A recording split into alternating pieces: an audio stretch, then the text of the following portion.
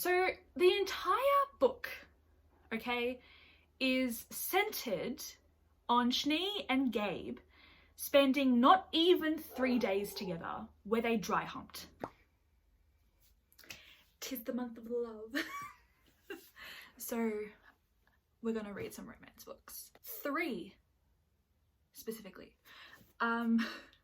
These are 3 romance novels that I think have been pretty hyped in the past year. I would say 2022 was like the height of when you would hear about these 3 romance novels. So we're gonna be reading them in February, and hopefully if all goes to plan, you'll be seeing this vlog in the week of Valentine's Day. So shall we talk about them? Let's just talk about the books that I'm planning on reading. Which one should I start with first? Okay, let's talk about the one that I think might be the most hyped romance book, especially like one of the most hyped romance books on My Hair Is Doing Something. I watched it and then it's not sitting properly. I don't know. Why is hair so frustrating? Anyway, Alone with You in the Ether by Olivie. Like, this had a moment on TikTok. If you were around when this was like launched, essentially. This, I don't know what year. This was 2020, but I feel like the past, especially I feel like last year, I saw this book everywhere. It might have been with like the Atlas 6 hype that was like happening. But yes, we're going to be reading this. Do I know what it's about? Absolutely not, because the blurb is so vague. So I'm gonna assume that it's a love story because it says so on the front. And I think from what I've seen, it's about 2 people in their like late 20s maybe, who kind of find each other. One of the main characters has bipolar disorder or something, and like the way that this was promoted to me, I feel like on TikTok especially, was that it wasn't like a fluffy romance book. It was a story with a romance, if that makes sense. So this is what we're going to be reading. Alone with You in the Ether.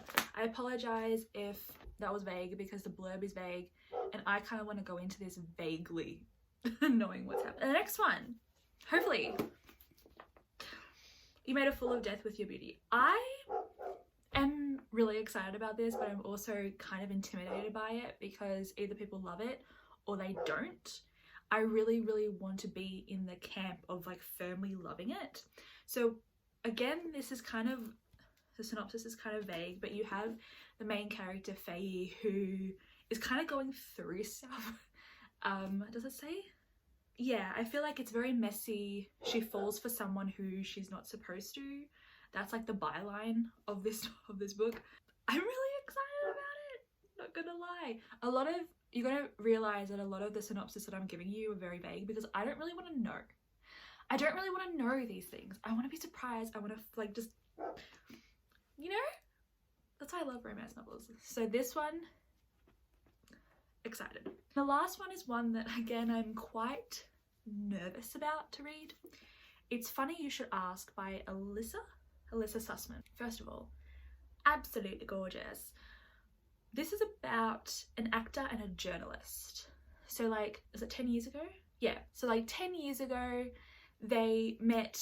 She was interviewing him. I think her name is Chani and his name is Gabe. Chani interviews him, things skyrocket, but also something may have happened when they were interviewed. Maybe something happened afterwards, don't know. And we're back 10 years later and then getting together, I don't know, redoing this interview, seeing what happens. It's the way that people speak about this book is that it's like absolutely incredible and so romantic and lovely, and it honestly really intrigues me. But then in saying that, I have heard that for some people it's boring. Anyway, these are the 3 books. I'm really excited. I don't know which ones I'm going to start first. I have a feeling that I'm going to start with this one, but I don't know. But these are the 3 books that we're going to read. Should I make some like predictions? Honestly, I would love to say that I predict all 3 of these to be 5 stars. I think the one that most likely has the possibility of being a 5-star is a quirky amazing. But in saying that, Olivia Blake also, I don't know about this one. I hope so. I hope it's a 5-star. But yeah, okay. Let's go ahead and start reading. So I finished a book. I finished a book for this video. Very happy. I actually started it and finished it in the same day. I started with Funny You Should Ask by Elissa Sussman. If you hear background noises, it's my dog eating his dinner. He gets fed first in this household. I don't know how I feel about this. I'm gonna be honest, kind of disappointed by it. I feel like the premise was really interesting in terms of, God, he's loud, in terms of just, you have this actor and this journalist who fall in love, right? Premise sounds great, love it. But the execution. With my romance novels, when I read romance, I want to spend time with them, either in their developing relationship or if they're becoming friends or just them spending time together. We don't really have that in this one. So I'm just rambling on. As you know, I hope I introduced the books in my intro. We have Chni, who is a journalist, and I'm pretty sure I said her name wrong in the intro. It's not Chani, it's Chni. She says that you pronounce it ni, but just with a CH, so Chni. So Chni is a journalist, and she gets essentially like the job of a lifetime by interviewing Gabe, who's this up and coming really hot actor, and she does that interview, essentially catapults her career, and it also catapults his career because it really moved public sentiment in his favor. So this book is told with like 2 timelines. So 10 years ago with this new, like with the interview, and then 10 years later, following Chni as she embarks on redoing this interview 10 years later.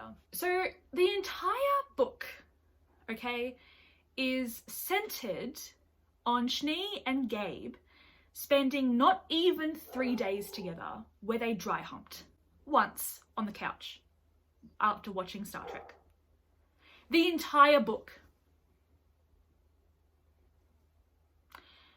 I was like, is there more? Like, did they see each other more times? Like the only other time was when Chni like went and saw Gabe at like a Broadway play because he invited her. And then when she went into the back to like say hello because she was like, oh, maybe we'll finish what we started. Mind you, they're both married.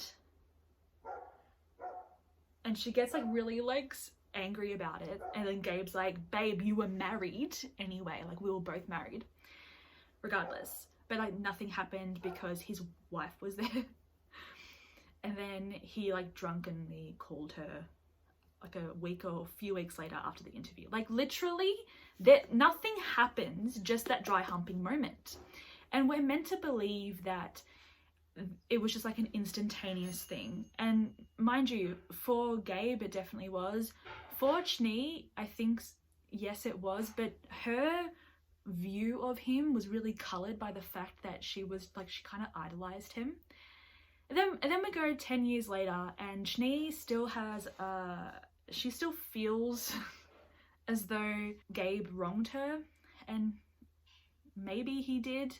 He immediately like married someone else after that weekend, but it's one dry hump. Like they didn't even really talk about anything, and then she ran off the next morning without even talking to him about it. So like there was just no communication because she just decided to run away because, and I understand why, but that's the entire thing, right? Nothing more, nothing less. Then 10 years later, they're redoing the interview because Gabe's career is kind of tanked, and it touches on issues of like alcoholism and sobriety, which were quite good in terms of how it was explored. And then they spend another like maybe like a week not even together. Like they really only spend maybe 5 days together in total of this entire fucking book, and we're supposed to believe that they're in love. You don't get any of the sexual tension. There's no real banter. She's obvious, like she is such a terrible interviewer as well. It just really frustrated me. I gave this 3 stars and I didn't give it 2 stars for the reason that I did enjoy parts of it. I feel like I just wanted them to actually be together, or even just, it's 10 years later, like you are entirely, like 2 entirely different people from who you were. Learn each other again. It just was so frustrating. Would I read from this author again? Possibly, if the book, I wasn't a huge fan. I can understand why a lot of people loved this, but unfortunately it wasn't for me. I only have a little bit of time to film this, but I really wanted to talk about You Made a Fool of Death with Your Beauty, which I finished. I finished this immediately. No, I didn't. I finished this on Sunday. I started and finished it on Sunday, and then the day before I started and finished Funny You Should Ask. So 2 very different books, in my personal humble opinion. This one is better. So much better. Akwaeke Emezi gave us what we needed. I don't know if I would recommend this necessarily to people who only want fluffy, adorable romance. This is not that. This is messy, and it's got some emotional stuff going on, okay? Our main character, Faye, she's precious, but she's messy. As we all know, I love when women are allowed to be unapologetically themselves. So 5 years ago, something terrible happened to her husband, and she's basically been in mourning. She's trying to heal, but in doing so, she essentially just boxed herself in. She's an artist, and her best friend Joy, who is one of the best characters in this book, Joy needs her own book. Joy's like, bitch, you need to get dick. Like, you just need to start living, because he wouldn't have wanted this for you. And so Faye decides to take that, and she's like, yeah, I'm not ready for a relationship, which valid. She's like, I just want to get dick down. Girl, yes, good on you. So she goes to a party, she sees this guy, she's like, you'll do. And he does do very well. And they kind of start something. It's more of like a friends with benefits situation. He's very sweet, Milan. They both use each other to feel something, but also not feel too much. Does that make sense? Anyway, but Faye knows that the thing with Milan won't really necessarily last because she doesn't want it to, and they're only really having fun. So, and that at no point are they exclusive. And then she meets his best friend, one of his best friends, named Nasia. Now, she knows from the get-go, supposedly, that Nasia could be, not important, but the relationship wouldn't be the way that it would have been with, like, Milan. It would mean something. So she kind of is like, let's just, like, slow down. And Nasia's like, yeah, like, let's be friends first. Let's be friends first. And she's like, okay, cool. So really at no point did, look at me justifying, Faye and Nasia were always platonic, but there was the expectation on Nasia's end, the assumption that he will get rewarded for his friendship with something more, okay? And Faye also, she doesn't know how to feel because I think she tries to battle with herself in a lot of ways that, like, that Nasia should feel right, someone who she should want to be with, like that. And so she kisses him, but then she's like, I don't know how I'm feeling. And then when she kind of comes to a decision that, you know what, maybe I will try, maybe I will give this living a go, she meets his dad. The minute that Alim got introduced, I was gone. I was gone. The banter, the sexual tension in this, gorgeous. Exactly what was missing in Funny You Should Ask. Absolutely stunning. But I can understand why people won't necessarily like this because it is dramatic and Faye doesn't really make great decisions. But who cares? Sometimes you go a bit crazy when you realize that the best thing, one of the best things in your life is right in front of you. And their relationship is just so gorgeous. Elim and Faye are adorable. There's a lot of communication. Sometimes Faye automatically responds with like shutting down, trying to create distance and conflict, and Elim's like, I'm gonna sit here and just like leave you in your own space. You come to me when you're ready. And then Faye realizes that she's being a dick. I loved it. 4.5 stars, could possibly be 5. I'm still tossing and turning about how I feel about this book, but this, absolutely fantastic. Excuse the mess. But we are going to choose our next book for this romance reading vlog, and I'm gonna find, oh, okay, so we have, it's between 2 books. We have Alone with You in the Ether by Olivie Blake, and we have Possession by A.S. Byatt. Oh, I really want to read this, but I think, because that I feel like it's going to take me a while, I might begin this today. That's what it says in the back. Does it focus? I don't know. It's very vague. So I'm going to start this, I think. Let's go. Okay. Good morning, friends. I woke up on a bit of a wrong side of the bed, I think. I am still tired. And I've got my period. Anyway, I wanted to update you on my reading because I finished a book. I finally finished Alone with You in the Ether by Olivie Blake. Let me get it. Oh. This is the book. I apologize if it's dark. Something is going on with my light. Anyway, Alone with You in the Ether. I finally finished it.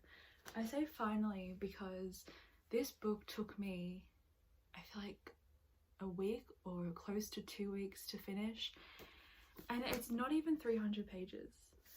It took me a while to read, and I think it's just because I wasn't necessarily in the mood for it. So before I get into my thoughts, I'll keep it vague as to like what this book is about because the blurb itself is vague. So you have 2 people in their like late 20s.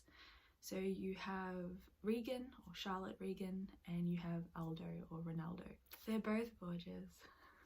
I love both of them. So Aldo is a PhD student. He's also an adjunct mathematics professor, and Regan is, well, she's a trust fund kid. She's from a very wealthy family, but she works at the art gallery giving tours. She did a degree in art history, but she's also an artist, and they collide, literally collide, and it's absolutely gorgeous, but it's very heavy. So the prose, like, I loved this book. I gave this 4 stars. I loved it. It did, don't get me wrong. I just thought the way that Olivie Blake explores mental health, but also explores like toxic family relationships and the impact that can have on a person. I also think the way that she emphasized that like this relationship between Aldo and Regan is not going to like fix Regan's mental health. She's got bipolar, I'm pretty sure, and this in no way, shape or form like romanticizes mental health. She doesn't magically get better because she's in a relationship. She is just in love. Like, she's just a person. She is herself. So I think that so much of this book was done so incredibly well, and I did really love it. And I feel like if I was to reread this even in a few months, I would most likely give it 5 stars because the writing in this, Olivie Blake has some of the most gorgeous writing. It won't be everyone's cup of tea because it can be quite, like, it's dense. Like, if you've read the Atlas 6, you know. But God, it is stunning. I underlined, like, even the first page, I had to underline, like, and I couldn't be bothered underlining towards the end, so I like dog-eared pages with like really beautiful prose. Stunning, really stunning. If you want very a romance, like a love story that is, you know, cemented in reality. It is talking about real issues with real people, and it feels quite authentic to like what an actual experience having a relationship like this would be. Then I would recommend it. I don't recommend this book for people going in who want a light fluffy read. If you want an adorable little love story, don't read this, because it's not it's not little. It feels quite heavy. It feels emotionally draining at times, and I think that's really the reason why it took me so long to read this, because I didn't want to pick it up. I got a good momentum going. I read like 50 pages in one sitting, which for me was a lot because at night I've been very tired, and instead of like maintaining that momentum, I didn't read it for like a week. Not a week, that's an exaggeration, Alex. I didn't read it for like maybe 3 or 4 days because I didn't want to pick it up. I was choosing Dracula over this, a classic. I was choosing a classic over this because I wanted cozy, and in my head Dracula was giving cozy, which honestly I stand by that. Dracula gives cozy, okay? It gives warmth. It's a cozy horror, if that's such a thing that exists. But this I was just not picking up because I didn't want to, and I think it's because of how heavy it felt. And that's not a con. Like I'm so happy that this exists, and Olivia Blake is, I feel like she's going to quickly become one of my favorite authors. But for me, what I needed, it wasn't this. But then I forced myself essentially to get back into it, and I was really happy I did, because it's their relationship is truly gorgeous. Not very healthy, but what is healthy for these two? And there is explorations about that as well. My issue, I think, was towards the end. I just really wanted it done, and I think it's because towards the end I just wanted it done. I feel like I got a bit restless towards the end. I just wanted it to be over. And in the book's defense, like the conflict at the end was not necessarily like a huge drawn out thing, but when it happened I was like, oh fucking course. So I just really wanted it done, and then when I finished it I didn't really feel anything. I don't know how to explain it. Like the ending, like the epilogue, so to speak, was fine. I'm just like, okay. I closed the book and I put it straight into my bookshelf. So I think that in the right contextual circumstances, this book for me would be 5 stars. But as of right now, I just needed something to drive me a bit more. I think a little bit that for me, the ending, like I'm talking like the last 30 pages, which isn't a lot, but it kind of fizzled. I don't know, I felt like it just went, which is really annoying because it was so beautiful. Like you have Regan's art, which it was called Alone with You in the Ether, and it's like this really beautiful like realization from Aldo's perspective of like what it represents, and then you have Regan's perspective of like what it represents, and it's just so beautiful how they both understand their relationship with each other and their love for each other. I just wanted it to be over, which is really, I feel very in debate with myself about this book, as you can tell. However, I do want to say I really, really, really liked the way that it doesn't happen until, okay, so it's really only in like the first part of the book and then a little bit at the end, but you get interjections from narrators, and these narrators can be like Aldo from the future, it can be Regan from the future, it can be like a random kindergarten teacher. I loved that aspect. I thought it was the most I love that. It was just the most interesting thing. Like, I don't know, I don't think I've ever spoken about it here, but I really love I forgot what the series is called, but it starts with The Strange Case of the Alchemist's Daughter by Theodora Goss. That's kind of similar in the sense that there's interjections from the various characters within like the overall like story, and I loved that aspect of it. It's just so interesting. It gives something more to the story. Really love that. Wish there was a bit more peppered throughout. instead of just like focused in the beginning and a tiny little bit at the end. But I wanted to emphasize that. I also want to talk about, now I'm getting really picky. So this is the original edition, which I personally think this is the most gorgeous edition. Like, this is just absolutely stunning. The one that was just released like traditionally through Tor or whoever, I hate the front cover. I hate it so much.